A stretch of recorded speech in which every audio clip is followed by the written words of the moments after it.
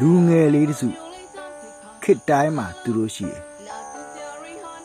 ဆဲလေးကြိုက်တယ်ကြပြကြိုက်တယ်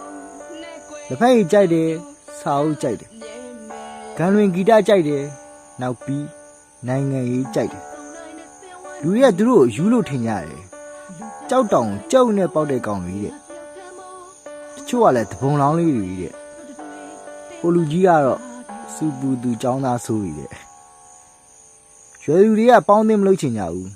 လူကြောင်တွေတဲ့ဝေးဝေးရရှောင်မှုပတ်မယ်တဲ့မဆွာတော့တဲကြီးကြိုက်တယ်ဖောက်ပြန်ရေးသမားတွေငုံတယ်မူးလိုက် international ဆိုရယ်ချီရီတော့ကန်ခေကြတယ်ဗျချိန်တန်တော့သူတို့တွေကတန်လိုက်တွေနောက်မှာတောတောင်ရှူမြောင်နေကြမှာဘာစုလမ်းမမရပဲပျောက်ဆုံးကုန်ရလူမသိသူမသိပျောက်ကွယ်သွားတဲ့လူငယ်လေးတစ်စုခစ်တိုင်းမှာရှိတယ်။အောင်ငင်းချမ်း